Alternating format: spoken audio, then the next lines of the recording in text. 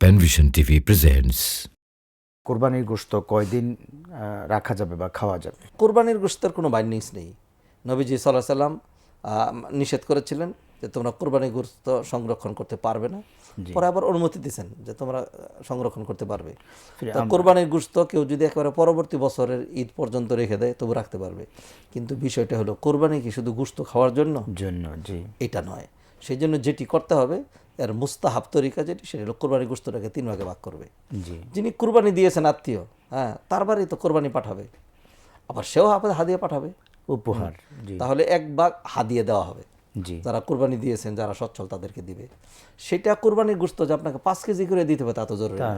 একটা প্লেটে 1-1.5 কেজি দিলেন, সুন্দর, যেটুকুন দেওয়া যায়। ভালোবাসার ভালোবাসার নিদর্শন। আপনি ধরেন কথার কথা, আমি বস্তুনিষ্ঠ দিচ্ছি। ধরেন 10 কেজি পাঠাইলেন, তাহলে আপনার 10 কেজি কমে গেল না? কমলো না। আবার 10 ঘর থেকে যে এরকম যদি সিস্টেম থাকে তাহলে আবার 10 কেজি চলে আসবে।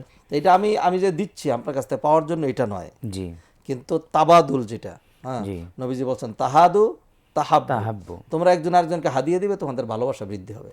তাহলে 1 ভাগ হাদিয়ার জন্য, আর 1 ভাগ আমার মনে করি 1 ভাগের বেশি রাখা দরকার আমাদের দেশে। এইখান থেকে যারা আসে কোরবানিদের মানুষ এসে নিয়ে যাচ্ছে, অথবা যার গ্রামগঞ্জে যদি নাও আসে, আপনি সেখানে বাড়িতে বাড়িতে পৌঁছে দিলেন, আর নিজেদের খাবারের জন্য কিছু রাখেন।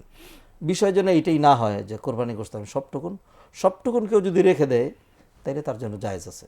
সবটুকুন কেউ যদি বিলিয়ে দান করে দেন, সেটা আরও বিষয় ভালো, উত্তম। অতএব ওলামায়ে কেরাম তো খুব সুন্দর নিয়ম করেছেন যে 3 ভাগে ভাগ করা। 1 ভাগ হাদিয়া, 1 ভাগ সাদাকা, আর 1 ভাগ নিজেদের জন্য পাক করে খেলাম, মানুষকে খাওয়াইলাম।